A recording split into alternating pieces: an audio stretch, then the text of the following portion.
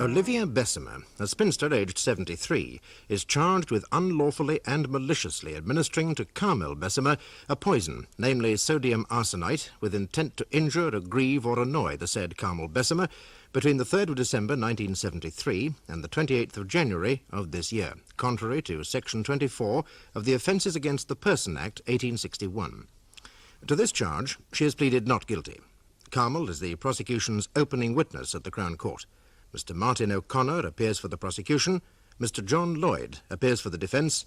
Mr. Justice Mitchener presides. My lord, Mrs. Bessemer has only recently been discharged from hospital. I'd be most grateful if she'd be allowed to give her evidence seated. Yes, of course, Mr. O'Connor. I would prefer to stand. Well, it's up to you, of course, but it might be in your best interests if you were seated. No, thank you. Oh, well, if at any time you wish to be seated, just say so. Thank you, my lord.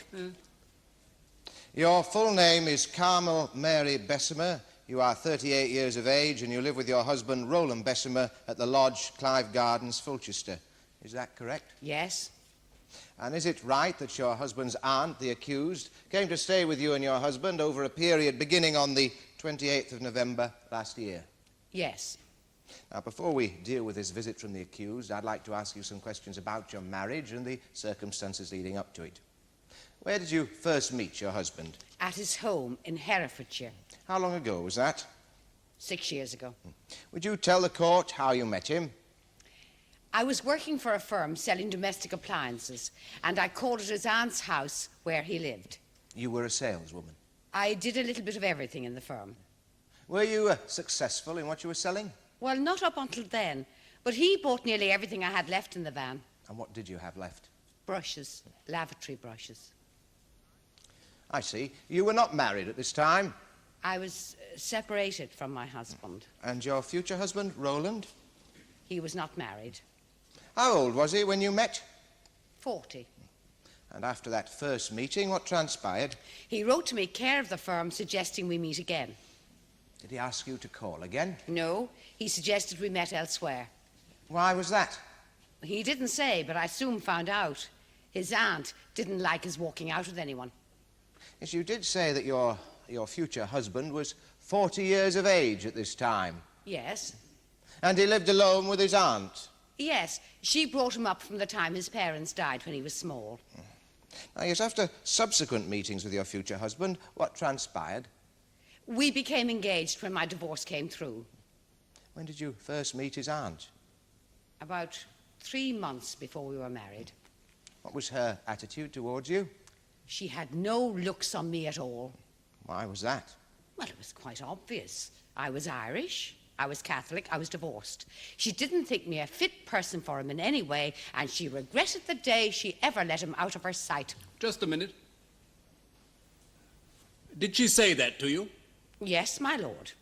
In so many words? In exactly those words. Yeah. What was the first thing she ever said to you? She said she was surprised he brought me to the front door. What did you think she meant by that? That I was riffraff. She said that too. How would you describe her manner? Rude. Rude? Yes, rude. I see. Could you elaborate, please? Hoity-toity. She made you feel like you weren't properly dressed, like a bit of a schoolgirl. Then... Yes? Rowley told her about my divorce, and she said terrible things about my religion. As a consequence of that first meeting, what did you say to your future husband? I said I'd been married before, and it hadn't worked out, and I didn't want to go through all that again. I said perhaps we'd better think it over.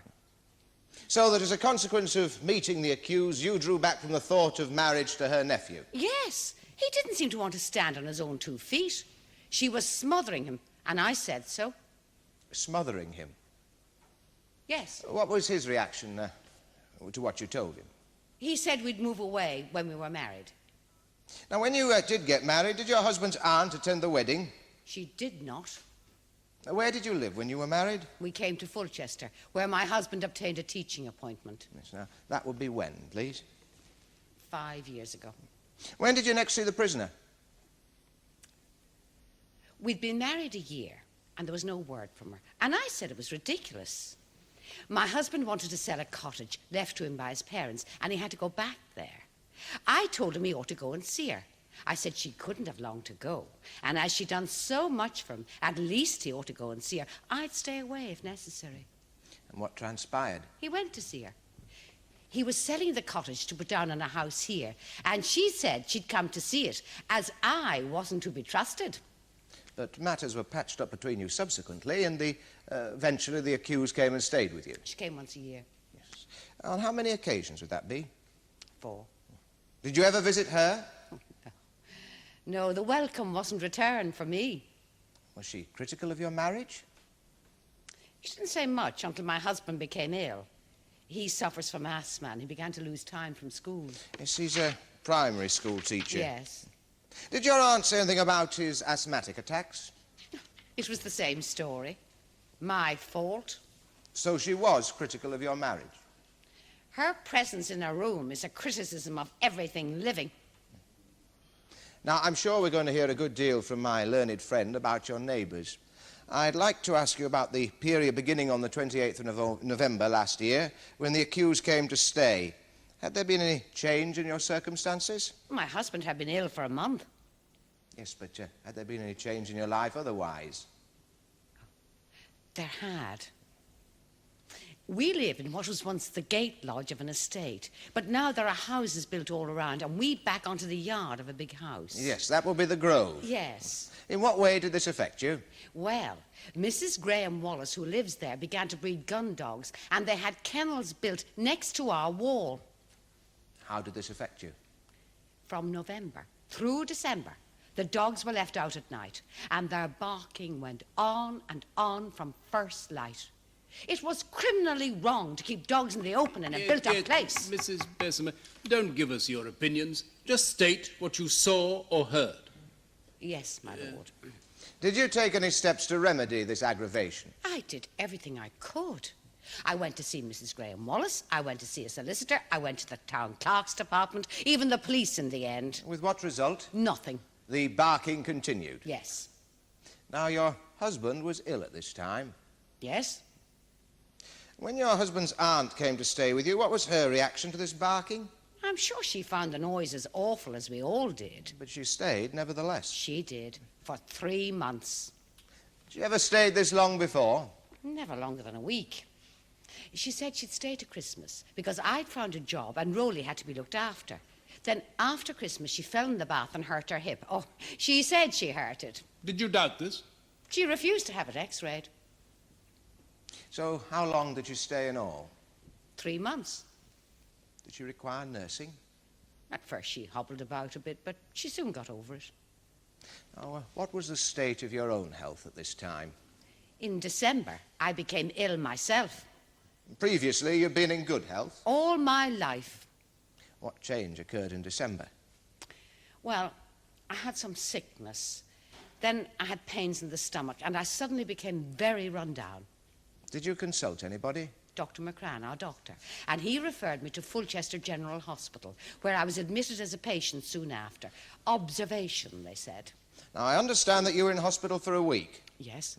What effect did your stay in hospital have on your health? Improved at once. Within 3 days, I was my old self again. And when you came out of hospital, did you continue in good health? No.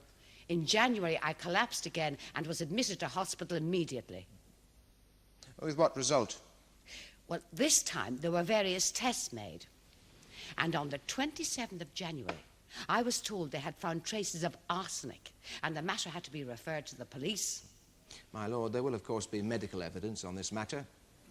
At this point, were you aware of any poisonous substances being in your house? No, I was not. Did you yourself ever buy or keep poisons in the house? No, I did not. What were the symptoms of your illness? Well, I was sick a lot. Then I had these pains. Then my fingers kept tingling at the tips. I had no appetite. I couldn't cope with things. Then my hair became dry and it started to come out. I was like a wet blanket around the place. Did you suffer pain? I did. I vomited blood many times and I lost over 2 stone in weight. We shall be hearing from your doctor later. Perhaps you could tell us what you yourself thought at this time. I thought I was going to die. You were put in fear of death. Yes, or shall we just say you were in fear of death? I was. What did you yourself think was the matter with you? Well, I didn't know what to think. I'd never been like it before. I thought, well, nerves or ulcer. I just couldn't explain it. And then when my hair started to come out, well, I couldn't sleep at night. If I took a sleeping tablet, I couldn't keep it down. I got no sleep for days. Did the accused pass any comment on your condition? She did. She said it would be better for me to go. To go? Yes, to go away. Well, did she have anywhere in mind? No, she just wanted to get rid of me. She said I was no use to them. Where were you when she said this? I was in bed ill. It was what she wanted. What was? Me out of the way. And the two of them carrying on just as before. Do you mean before you got married and took your husband away from the accused? Yes. Would you have left them? I might have. If they hadn't told me at the hospital I'd been dosed with poison for weeks. Mrs. Bessemer, you believe that your husband's aunt poisoned you.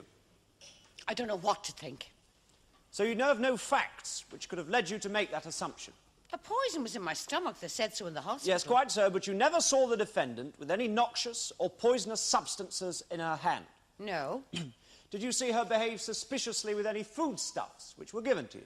No, but it was very rare for her to help in the kitchen.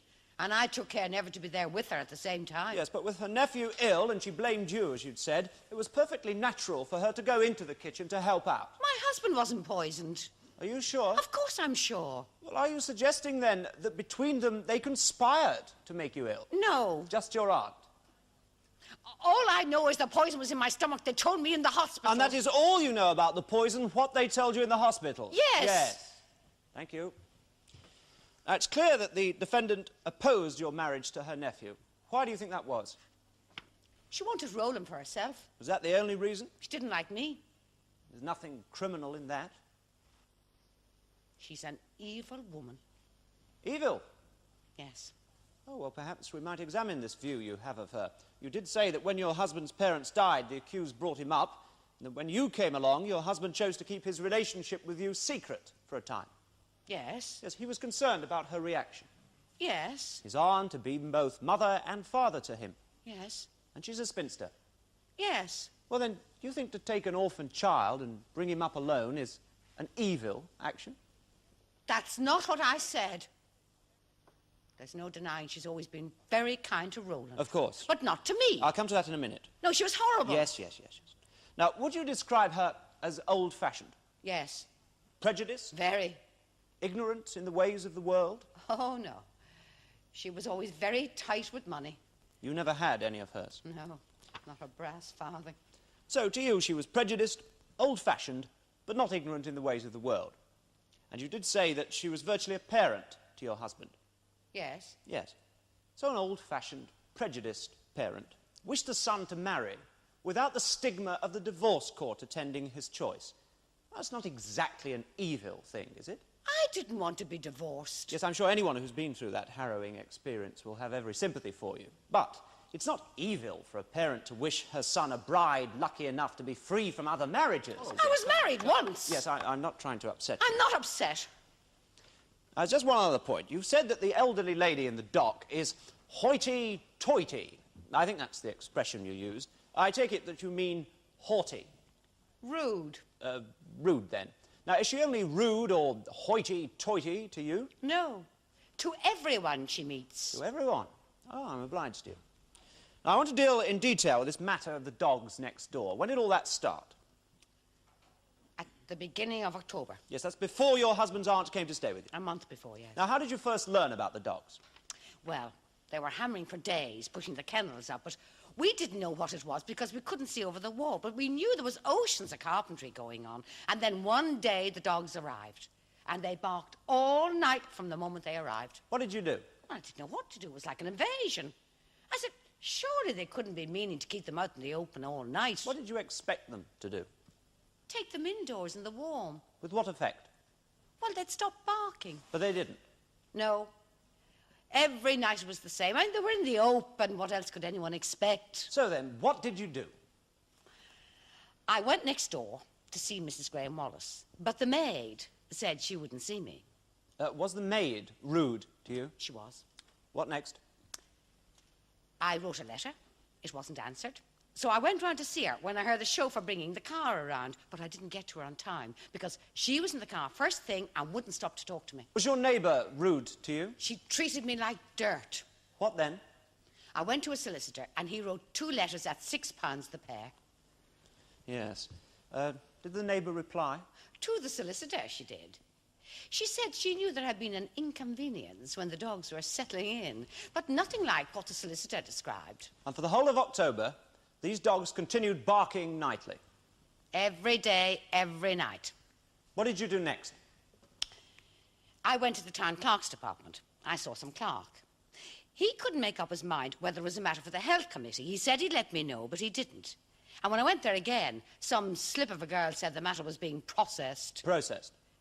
Yes, but when nothing happened at the end of the week, I insisted on seeing the town clerk.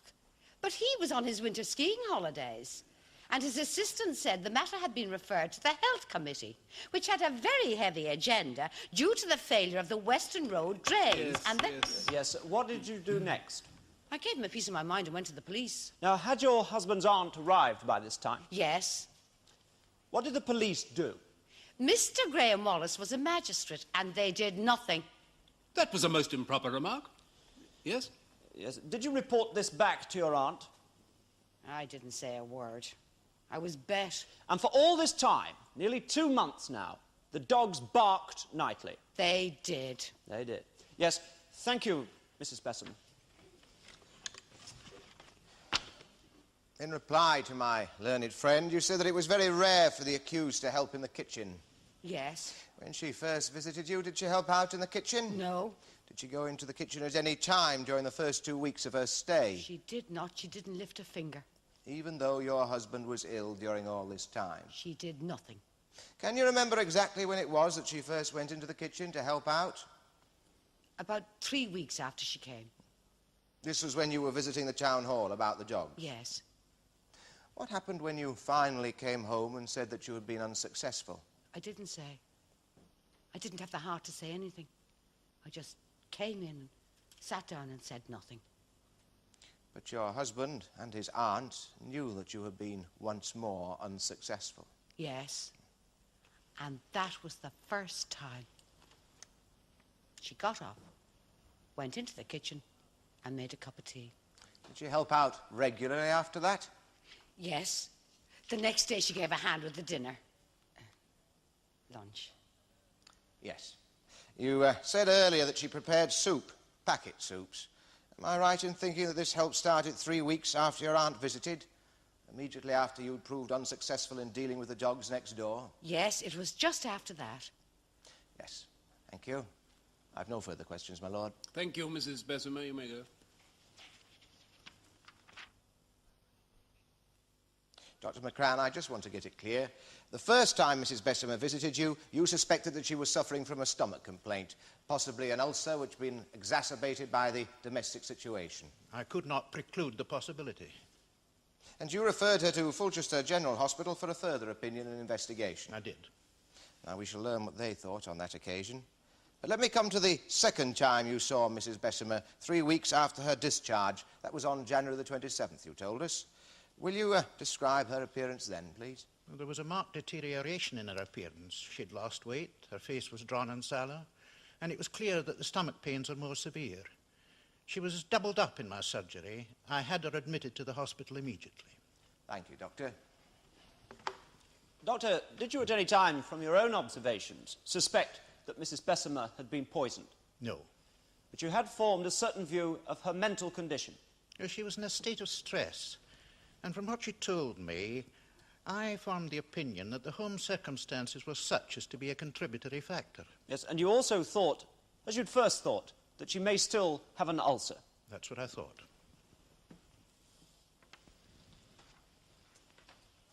So, Dr. Griffiths, when Dr. McCran thought that his patient was suffering from a stomach ulcer, and only from a stomach ulcer, he was wrong, wasn't he? In the circumstances, it was a perfectly understandable diagnosis. But he was wrong. He was wrong in his suspicion that there was an ulcer. He came to no firm diagnosis, but referred the patient for a fuller investigation.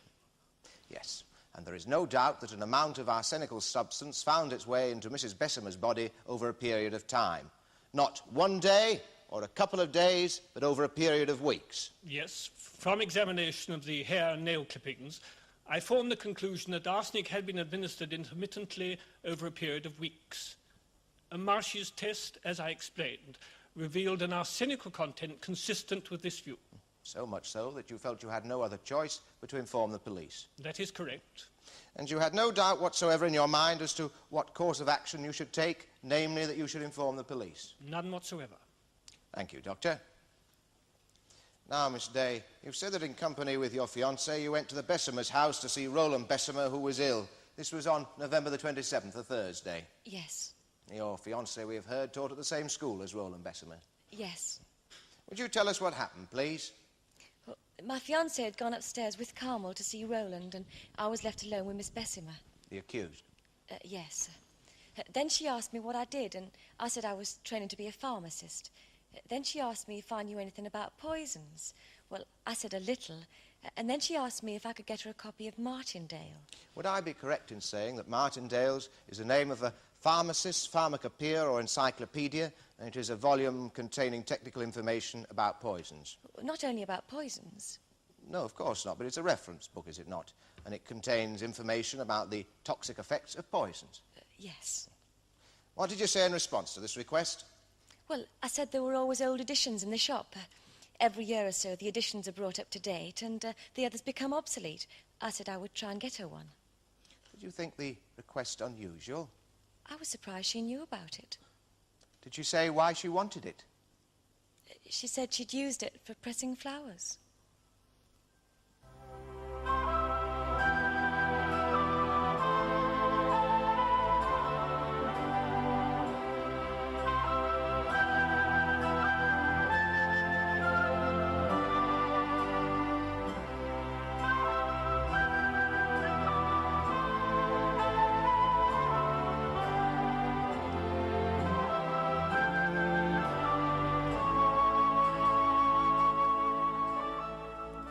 The case of the Queen against Bessemer will be resumed tomorrow in the Crown Court.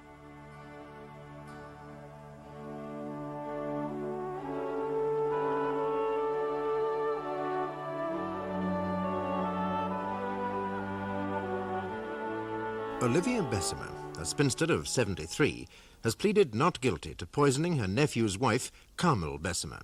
Yesterday, the prosecution established that Olivia had never approved of her nephew's marriage.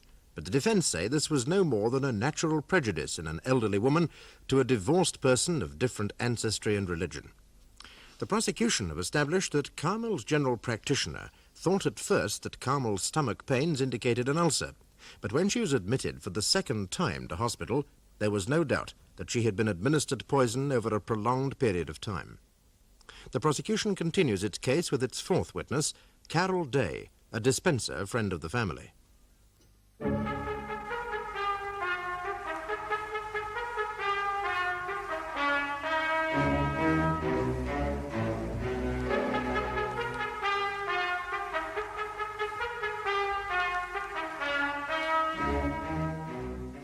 What did you think of the accused's request for an encyclopedia of dangerous substances to press flowers in?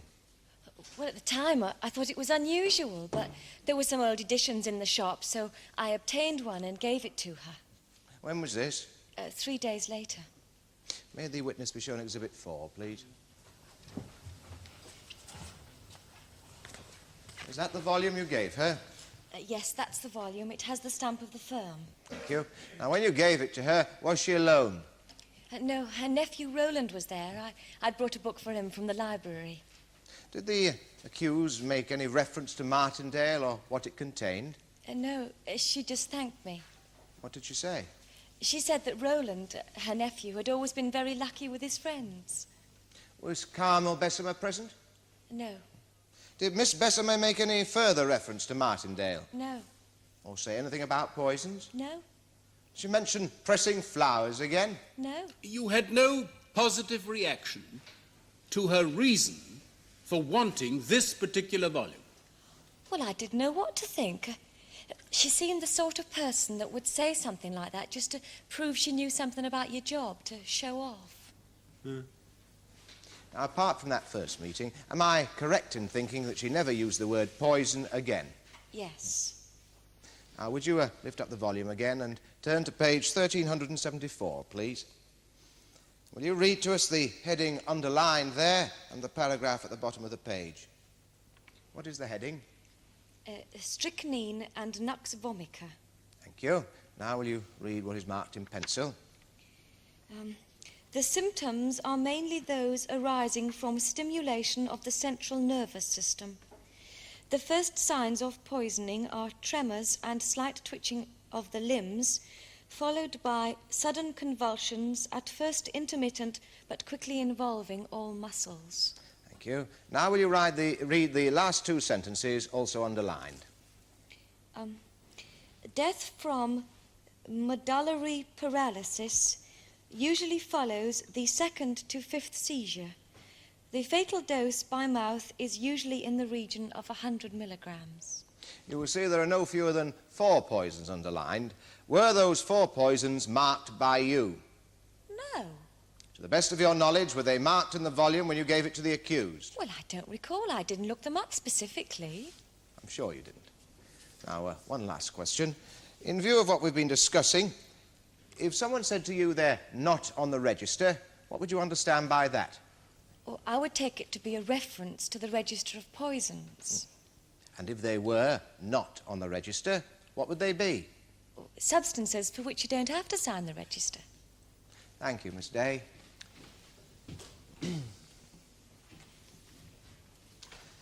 Miss Day, would you take the volume up again, please?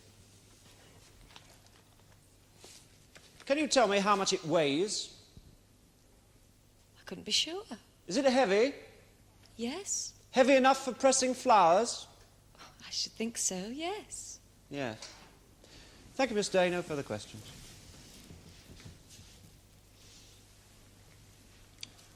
If I understand you correctly, the accused made no further reference to you about poisons, apart from that very first time she spoke to you. No, my lord. And she didn't mention pressing flowers again. No, my lord. What was her manner to you, that very first time she spoke to you? Well, she was just the same as she always was, rather haughty. Did she mention any problem that she or her family had? No, my lord. My lord, it's not my intention to challenge this witness. Yes, I'd rather gathered that, Mr. Lloyd. Mr. O'Connor, do you wish to re-examine? No, my lord. Thank you. Oh. Well, then you can go, Mr. I call Albert Wayne Harris. You are employed as a shop assistant at the corn stores, Widlington, near Fulchester. Yes, sir. Do you recall Monday the 3rd of December? Yes, sir. Tell us what happened. You want me to say about the lady? Yes. She came into the shop. Who? Her.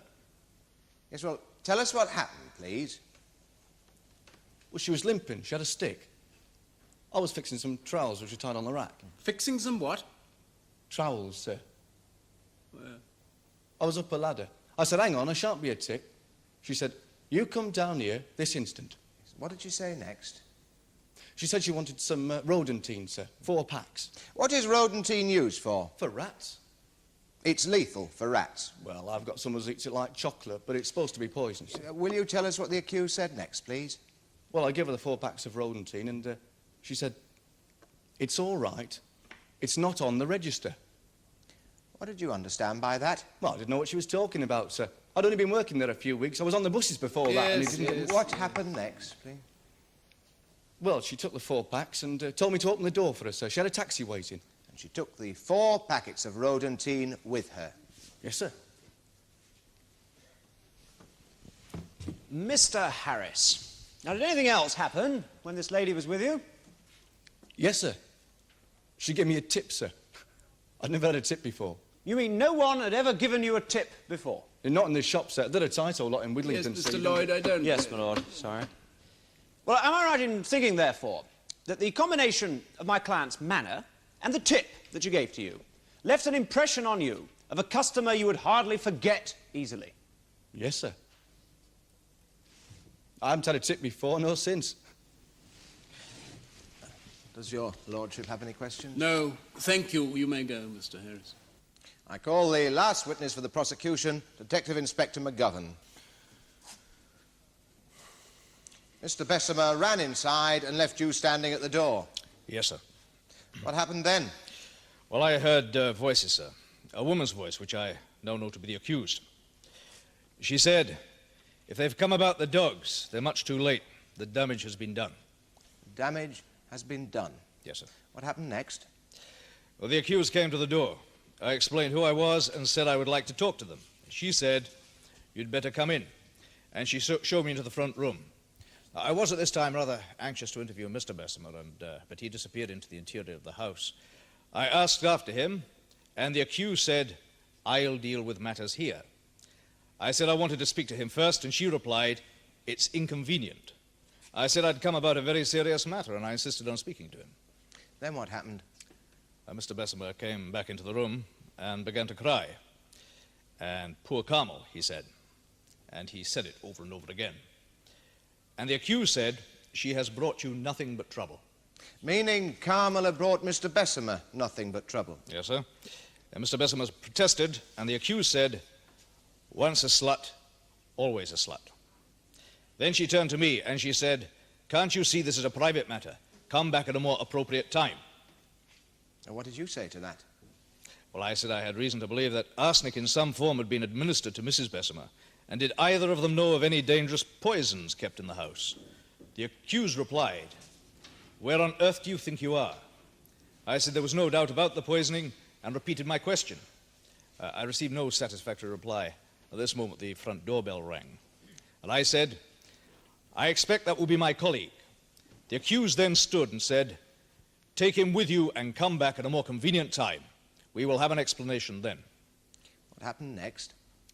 Well, Mr. Bessemer let in Sergeant Bell, but the accused told me to leave. I told her she did not seem to understand how serious the matter was, and I asked Mr. Bessemer's permission to search the kitchen. He agreed, but the accused attempted to obstruct me. And what did she do? Well, she stood in the passage, barring my way, sir. And then she said, you have been told. You have been told? Sir. What did she mean by that? Well, I have no idea, sir. Presumably that it was inconvenient for me to search the kitchen. I said I'd received Mr. Bessemer's permission and asked her not to obstruct us. She grew very agitated, and in view of her age, I was at a loss. I instructed Sergeant Bell to telephone for a woman police officer, and the accused said she would report me.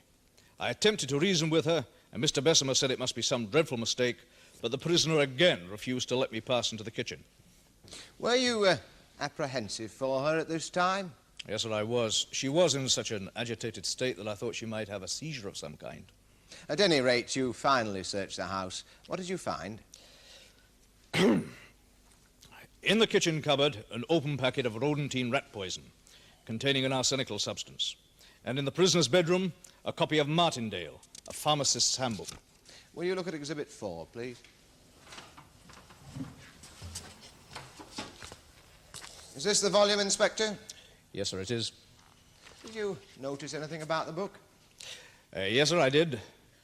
4 poisons toxic to humans were scored with a pencil and their symptoms underlined. May be shown Exhibit 5, please.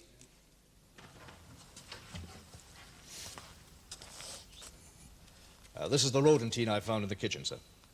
Did you finally charge the accused? Yes, sir, I did. And after a formal caution, she said I would hear more of it, and again said that she would report me to my superiors. Did she make any denial of the charge? No, sir, she just kept repeating over and over again, "You have been told." Did she mention the dogs next door at any time? No, sir. Did she offer any explanation as to how Mrs. Bessemer was poisoned? No, sir. Did you put any questions to Mr. Bessemer in the presence of the accused? Yes, sir, I did. I asked him if the accused had prepared any foodstuffs while his wife was at home, and he replied, "She always did the soup for lunch." The accused said nothing. Did you make any further investigations? Yes, sir, I did. I found the prisoner had purchased 4 packets of rodentine on the 3rd of December, but despite my questions and an intensive search, 3 packets remained unaccounted for. When I asked the accused about this, she made no reply. Am I correct in thinking that the accused gave you no help in your investigations whatsoever? Well, that is correct, sir. In fact, when Sergeant Bell attempted to search her bedroom with myself, the accused broke her glass water jug and held the broken portion offensively to his face.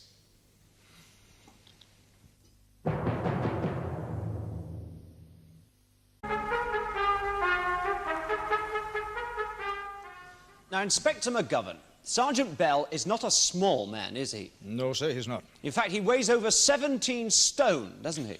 Well, I wouldn't know about that, sir. Well, he is large, isn't he? Oh, yes, sir, he's large.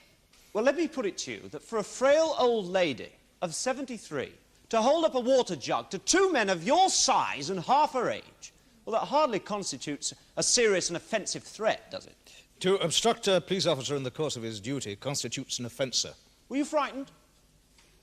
Well, as I have said, she was so agitated that I was alarmed on her behalf. Yes, that does you credit, Inspector.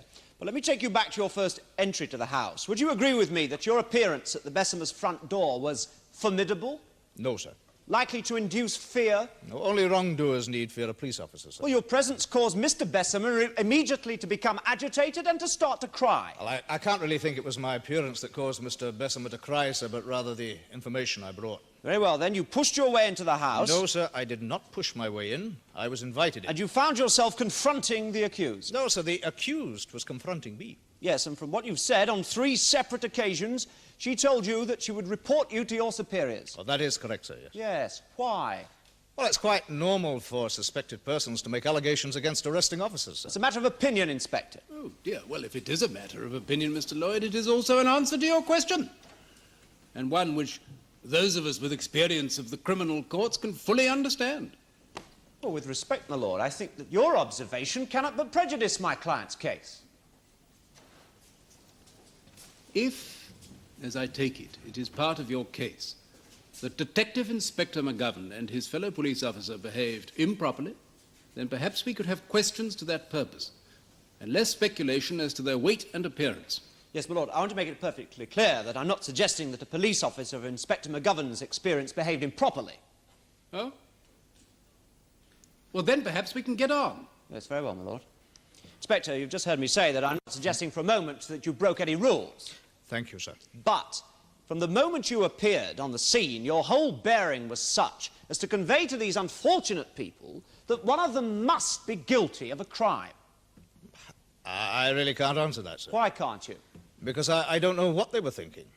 As far as I was concerned, I was investigating what might have been a case of attempted murder. Yes, exactly. And don't you now think that was rather foolish of you? No, sir.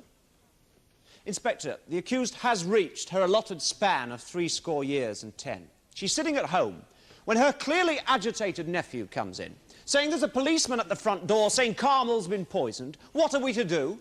She goes to the front door, and there you are, with attempted murder written all over your face. Now, don't you think that's formidable? My concern was to find out the truth, sir. Yes, about an attempted murder. About information passed on to me regarding arsenical poisoning. And you'd immediately put 2 and 2 together, and you'd said attempted murder. Now, the medical facts were that poison had been administered over a period of time, and not on one isolated occasion. And did that rule out an accident entirely? Well, as far as I was concerned, sir, I was investigating a crime. Well, why do you think that no explanation was given to you? No explanation whatsoever. I think my presence surprised the accused, sir. Yes, I'm sure it did. But why was she not given a chance to give you an explanation? She was cautioned and asked if she had anything to say. She made no reply. Well, do you think a formal caution means anything to a 73-year-old lady? Well, I asked her several times if she had any comment to make on the matter before I cautioned her, but apart from the statement I've described, she wouldn't answer me. Well, can I put the matter to you in a different light? Perhaps she thought you were stupid. So stupid as to have imagined a crime when none had been committed. I don't know what she thought, sir. Was her manner haughty? Oh, yes. Disdainful? Yes, sir, very. Did she strike you as being a superior person?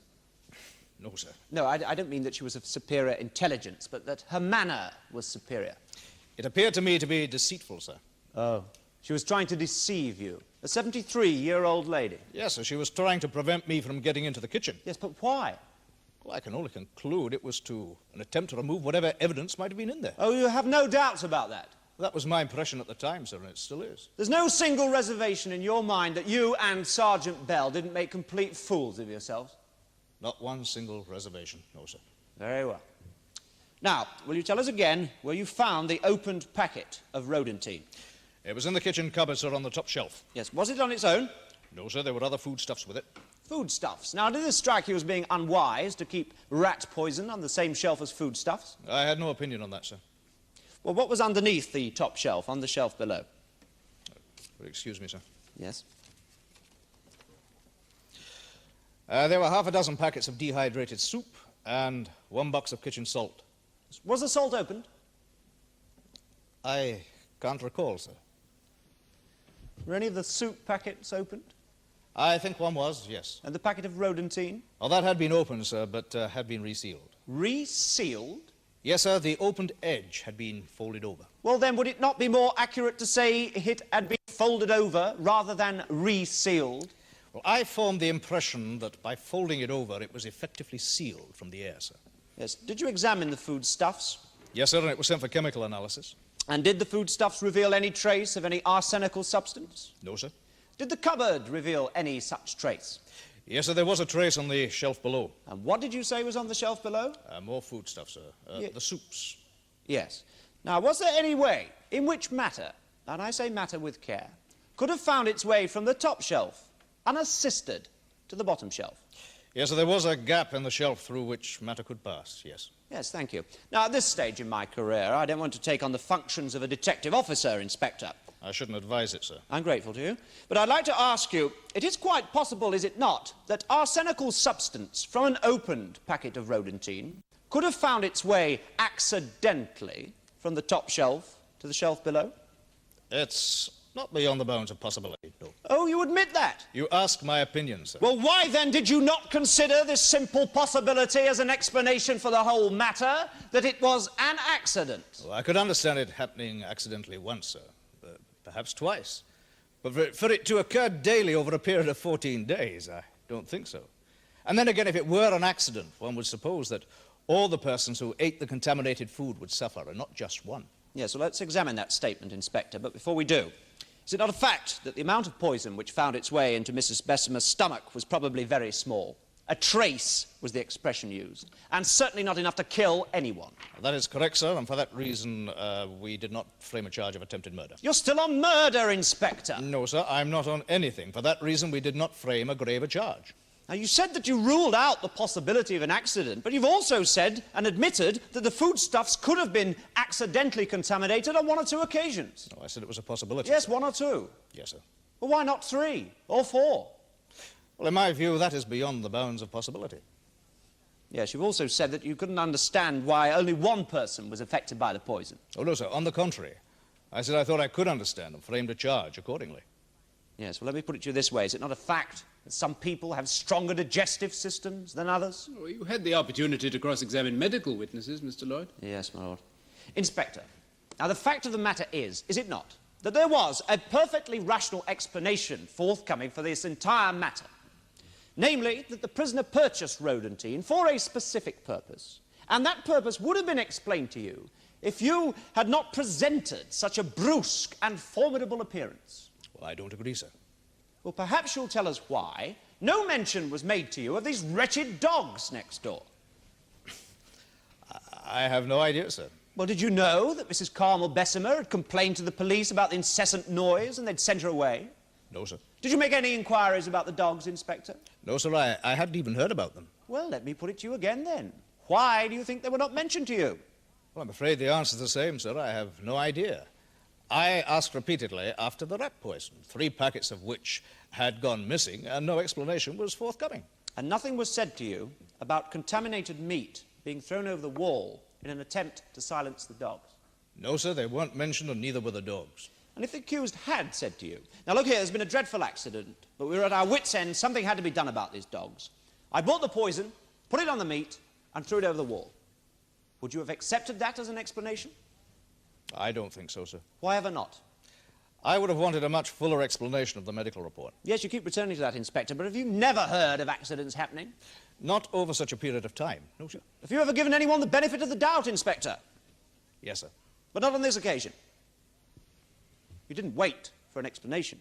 Well, there was ample time for the fullest possible explanation, sir, but nobody mentioned dogs.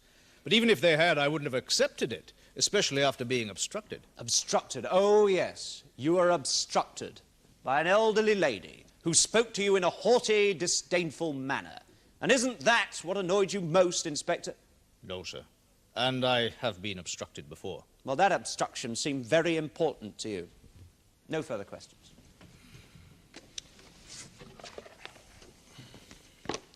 You are an experienced police officer, Inspector. Did you behave in any way improperly? No, sir. My lord, I've already said that it is not suggested that the inspector behaved improperly in any way, but that his presence, albeit innocently, was intimidating to an elderly and rather eccentric old lady. Yes, Mr. Lloyd, I'm sure the jury will have taken your point by now. Inspector, we have heard Dr. Griffiths say that he had no hesitation in informing the police of the matter. After having visited the house and having spoken to the accused, did you have any doubts as to what course of action you should pursue? No, sir. I was satisfied in my own mind that a crime had been committed and a prosecution was brought accordingly. Thank you, Inspector. I've no further questions, my lord. Thank you, Mr. McGovern. You may go. That concludes the case for the prosecution, my lord.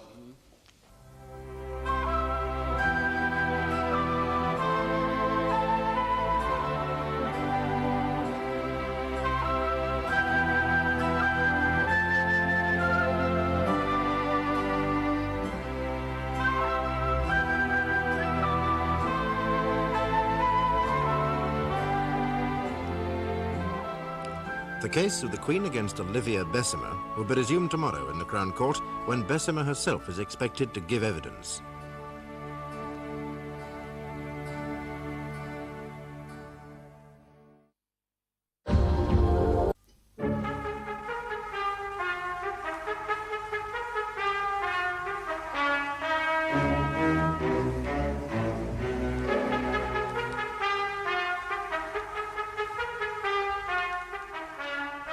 Olivia Bessemer has been charged with administering poison to Carmel Bessemer, whose marriage to her nephew she opposed.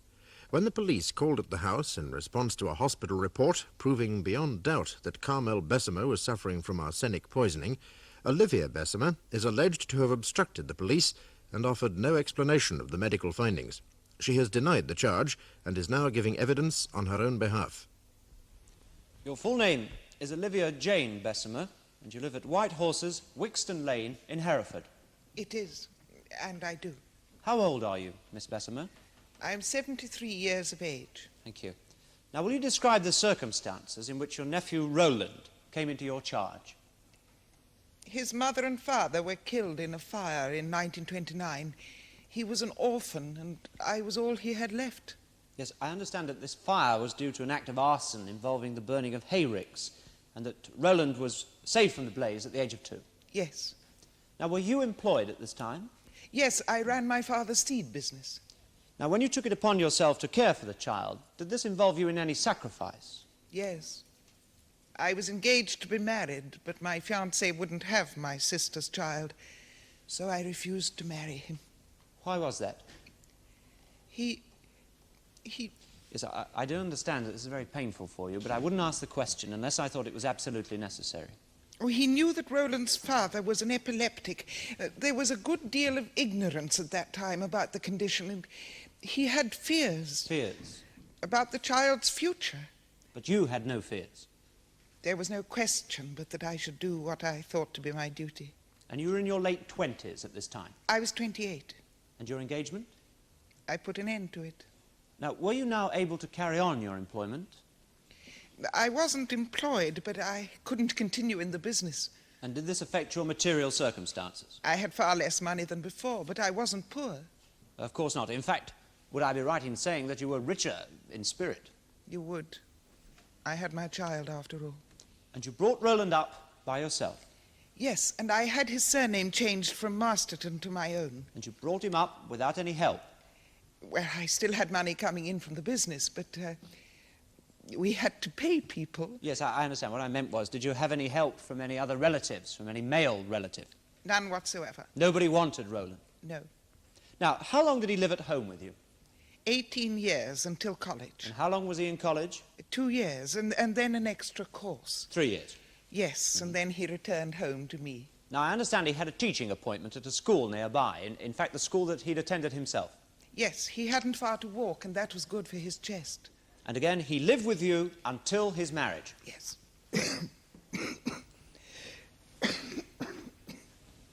Would you care for a glass of water? No, I'm only anxious to complete my evidence and get the matter over. Yes, I quite understand. Now, Miss Bessemer, it's been suggested that you smothered Roland with your affections. I'm sure you'll have a different view of that. Well, when a woman brings up a child alone, she can't be sure that everything she did was the right thing. I did the best I could. I'm sure I did wrong things. And good things? Oh, that is for others to say. Now, it's also been suggested that you were hostile to your nephew's marriage from the outset. That's true. In the first place, he deceived me by seeing her at all. Yes, it's also been said that you didn't attend the wedding, you didn't send a wedding present, and in fact that you severed relations with him altogether for a time. All true. It was more than I could bear. What was? To see him meddling with that girl. Yes, but am I also not right in thinking that you did try to patch matters up? Oh, yes, I tried. Not very successfully. No. But you visited them 4 times. Why? Roland wanted it. I used to take little presents. He liked farm eggs, and I never went without a chicken. Yes. Now, if you were to cast your mind back on the 3-month period when you stayed with them, what would stand out in your mind? His asthma. Had he never had asthma before? Never so frequently. Does anything else stand out? The dogs next door. Yes. Now, perhaps you could tell us about that. It was simply dreadful. They never stopped. From first thing they began, and not only barking, but whining and fighting amongst themselves. And that girl went out every day and came back hopeless. You mean Mrs. Bessemer. What was hopeless? She was. And the authorities. Nobody paid any attention whatsoever. So, having decided to take matters into your own hands, you purchased the poison, you sprinkled it on the meat, and you threw it over the wall into the kennels. Yes. Now, why didn't you tell your nephew or your niece? They'd given up. They weren't capable of helping anybody. And how did you throw the meat? Through the bathroom window. I dropped it down over the roof of the kennels. Did anyone see you? I took great care that they shouldn't. Now, I want to take you back to the visit of the police officers. Something had happened between the time that you tried to poison the dogs and the time that your niece was admitted to hospital for the first time. What was that? I fell in the bath and hurt my hip. Yes. With what result? I couldn't get about so easily. Could you get up the stairs? I tried to keep it down to once a day. You're going up the stairs? Yes. Yes. Now, what about the kitchen? Could you get in there easily? I couldn't bend down to clean it. Now, your niece was in hospital at this time. What about Roland? Oh, I would never let him go into the kitchen. Even when you couldn't manage yourself? He'd make more mess than it was worth. Now, why then did you obstruct the police officer when he wanted to go into the kitchen? To prevent him going in there. Yes, but why? It was in a dreadful mess. Things were all over the place. Your bedroom? I couldn't make the bed properly. I couldn't turn it. And my underclothes were everywhere. If I dropped something, I couldn't bend down to pick it up. Now, how was it that the names of these poisons came to be marked in this volume? I marked them off. If I could have got hold of them, I would. For what purpose? To silence the dogs. I would have done anything to them. And how did you know about this volume, Martindale? My fiancé was a chemist. I used to press flowers in it. Yes, thank you, Miss Bessemer. Will you wait there? Miss Bessemer, I'd like you to cast your mind back to the time when your niece Carmel was about to be admitted to hospital for the first time. An ulcer was suspected and she was lying in bed awaiting the ambulance. It was in early December. Do you remember? Yes. So 3 of you were in the room. Your nephew, his wife, and yourself. What did you say to his wife? I said it would be better for her to go. Did you mean to hospital? No, What did you mean? simply to go. Anywhere. Where she came from. And leave you alone with your nephew once more? Back in Herefordshire, perhaps? Yes. You admit you said to this sick woman, lying in bed awaiting the ambulance, go and leave us alone. Forever, you meant. Yes. Well, matters between this woman you described as a slut and yourself are hardly patched up then, were they? Am I right in saying that the moment Carmel came home from the police station and said she tried everything to silence those dogs, it was the first time you'd gone into the kitchen to help out? Yes. Previously, you'd stayed out. Yes. Am I right in saying that at this time you now decided to help in the kitchen regularly? Yes. And a few days later you asked the dispenser to let you have a copy of Martindale? Yes. And a week after that you bought the poison? Yes. Yes. Now, you told the court you put this poison, 3 packets of it, onto the meat, and you threw it over the wall. Now, isn't that a pretty hefty supply? Pretty hefty? Well, what happened to the dogs? I don't know. Don't know? Weren't you watching every morning? My nephew was ill. Didn't you get up at first light, hoping to see them stretched out? My nephew was ill. But surely, having gone to the length of obtaining 4 packets of rat poison, sprinkling it on the meat, then throwing it over the wall, surely you weren't uninterested? It rained very heavily. On what? On the poison. Destroying all trace? Evidently. You say evidently with some confidence. What meat did you use? Meat? Would you describe it, please? It was scrag. Scrag ends? Yes. Did you order it especially? It came. Just like that? No one in the house was eating very much. I can understand. Now, supposing you had a piece of meat the size of my hand.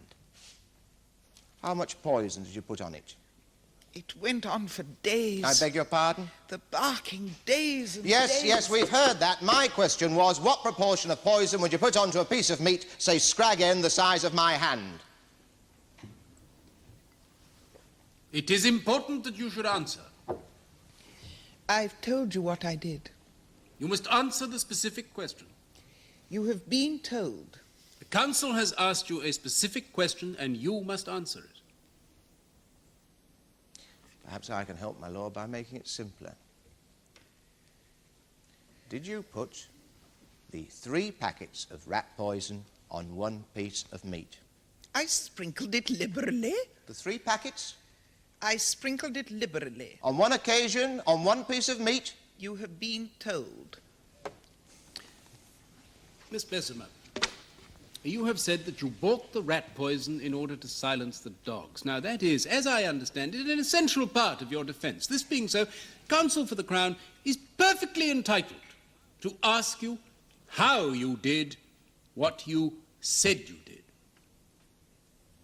Now, perhaps we could have the question again. Yes, my lord. Did you open the 3 packets of rat poison and pour their contents onto 1 piece of meat? You have been told.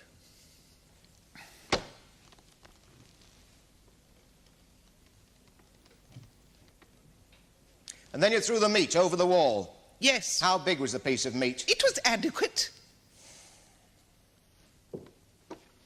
Was it this big? Or was it this big? I put it to you that you were lying, and you did nothing of the kind. You have been told. Indeed, I have not. If I give you 3 packets of rat poison and 1 piece of meat, will you show me exactly what you did? No, I will not. Miss Bessemer, you keep saying you have been told, but we haven't been told. Now, if, as you say, you threw the meat over the wall to silence the dogs, well, then you must tell us how much poison you put on it. When? What time of the day? And so on. I want to be quite fair to you, but as I have said, counsel is fully entitled to ask you these questions, and you must tell us in precise detail what you did. Perhaps we could have the question once more. Well, my lord, as far as the prosecution is concerned, we have already had our answer. Put the question once more. Miss Bessemer, if I give you 3 packets of rat poison and 1 piece of meat, will you show me exactly what you did? No, I will not. You have been told. Miss Bessemer, you have come into this court with the intention of making a determined attempt to deceive us. And as far as the poison is concerned, you have told us nothing but lies. My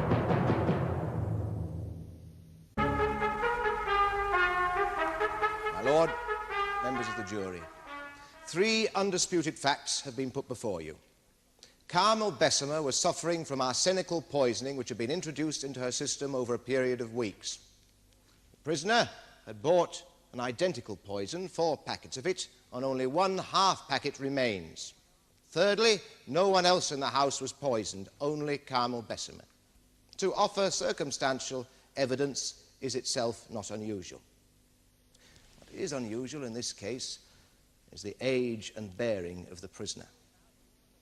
Here we have a woman of consequence and character, of strong will and determination, a knowledgeable, positive woman capable of sacrifice and having, no doubt, many admirable characteristics. The prosecution case is that all these traits of character became bent on a criminal purpose because, strong as she was, she could not suffer the competition of another woman. Nor could she bear to see her adored nephew suffer because of what she thought to be the inadequacies of his wife. Having seen her both give evidence and refuse to give evidence, can you doubt that Inspector McGovern is telling the absolute truth when he says that he himself was confronted by her? No, members of the jury, we are not dealing with frailty, but arrogance, a monumental arrogance that required Carmel Bessemer to be driven away, not murdered. The amount of poison was too small for that, but made so ill that she'd be quite incapable of looking after her husband. Ask yourselves, members of the jury, what are you to make of a woman who says to you as you are lying on your sick bed, awaiting the ambulance to take you to hospital, it would be better for you to go altogether? Now, if ever there was a declaration of intent, this is it. And once again, members of the jury, this is not disputed. Now let us move on to the matters of the dogs next door. You heard me ask her, and indeed you heard his lordship direct me on several occasions to repeat the question. If you say you bought the poison to silence the dogs, tell me how you did it. That's a simple enough question. It's even simpler if you're describing something you've done. How big was the piece of meat? How much poison did you put on it? And what were the answers? I have told you what I have done, and you have been told. These are not answers, but evasions, and we've heard them before. Inspector McGovern was given the same treatment. Why did she not answer him with a simple description of what she'd done? I put it to you that it's because, in truth, she did nothing about the dogs next door. The poison was bought for another and far more evil purpose. Upstairs was the very book which describes in detail the symptoms of arsenical and other poisonings. And so, members of the jury, let me remind you that the evidence against my client is purely circumstantial. The prosecution have brought forward no witness, no evidence from anyone who saw Miss Bessemer behave in a criminal way, no witness, no evidence from anyone who heard my client threaten to use poison in a criminal way. Now, the prosecution have made much of the missing 3 packets of rat poison, but my client has said quite clearly that she sprinkled them liberally on a piece of meat and threw it to the dogs next door that had been plaguing her with a barking. My friend suggested this was a lie. But where else could the 3 whole packets have gone? Quite clearly from the medical evidence, they didn't find their way into Carmel Bessemer's body because there was officially a trace found there, not 3 whole packets worth. And it's vital to remember that my client, when I asked her if anyone saw her throw the meat, she said, no, I took care that they should not. Now, if she was aware that poisoning dogs is a wrong thing to do, and you must take care not to be seen, would she not then have taken enormous care if she was poisoning a person? She would hardly go ordering the poison and tipping the shop assistant so she wouldn't be forgotten, and then order a book of poison from a friend of the family, and then leave them both lying around. I mean, ask yourselves, if you were poisoning someone in the same house, would you leave the packet of poison in the food cupboard, staring the victim in the face every time they opened it? Now, finally, members of the jury, may I respectfully remind you that my client, Miss Bessemer, is not on trial for her character. Haughty, disdainful, superior, even monumentally arrogant she may be, but none of these things are criminal. May I remind you of another side of her character, of a woman who in her late 20s broke off her engagement to devote her life to a 2-year-old orphan boy who nobody else wanted. A woman who said, no woman who brings up a child alone can be sure that everything she did is the right thing. I did the best I could. I'm sure I did wrong things. When I asked her about good things, she said, well, that's for others to decide. Members of the jury, is that really a dishonest, criminally minded person speaking? I put it to you that the prosecution have failed totally to prove beyond all doubt that Miss Bessemer behaved dishonestly or criminally, and I must ask you to acquit my client. Members of the jury, it falls to me to direct you as to the law and to remind you of some of the evidence in this case. Now, the accused is charged with unlawfully and maliciously administering to Carmel Bessemer a poison, namely sodium arsenite, with intent to injure, aggrieve, or annoy the said Carmel Bessemer. Now, it is the duty of the prosecution to prove each and every element of their case in such a way that each one of you is satisfied as to the defendant's guilt. Now, if they fail to do so, then you must acquit the defendant. So, what are the elements of this offence? Well, first you must be satisfied that it was the defendant who administered the sodium arsenite to Carmel Bessemer. Now, it is in the accused's own admission that she had in her possession a substance which contained sodium arsenite, namely the 4 packets of rodentine. And you have heard her explanation as to why she was in possession of this substance, and it is up to you to decide whether or not you accept that explanation. You will remember the accused's total refusal to answer pertinent questions put to her by counsel for the Crown about the way in which she allegedly administered this poison to the dogs next door. And you may also be helped by the accused's attitude to the 2 police officers, her attempt to prevent them entering the kitchen, because she said the kitchen was in a mess. But you will remember that it was in the kitchen cupboard that the last part-empty packet of rodentine was found. Then there was her attempt to prevent them entering her bedroom from a sense of modesty. But here was found the pharmacist's handbook, which the accused said she used for pressing flowers. Now, if, after you have considered all the evidence in this case, you come to the conclusion that it was in fact the accused who administered the poison, then, before you can convict, you must be entirely satisfied that she did so maliciously and unlawfully, and not, for example, by accident. And you heard this suggestion put by learned counsel for the defense to the detective officer. It may well be that when you have decided the first and most important question, namely whether it was the defendant who administered the poison, then the second point will cause you little trouble in your deliberations. If you are not satisfied that it was the accused who administered the poison, then, of course, the second point will not arise, and you will acquit.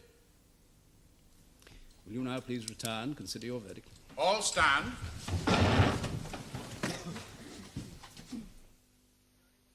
Members of the jury, will your foreman please stand? Just answer this question, yes or no. Have you reached a verdict upon which you are all agreed? Yes.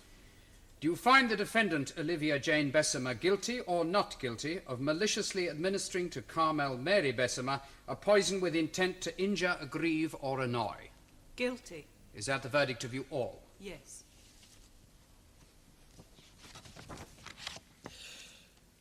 On the 1st of December 1930, the prisoner was found jointly guilty with another, John Howard Masterton, of maliciously administering to Sarah Masterton, her sister, a poison so as to endanger the life of Sarah Masterton, and she was sentenced to 12 months' imprisonment. Since that date, there are no further convictions. You knew.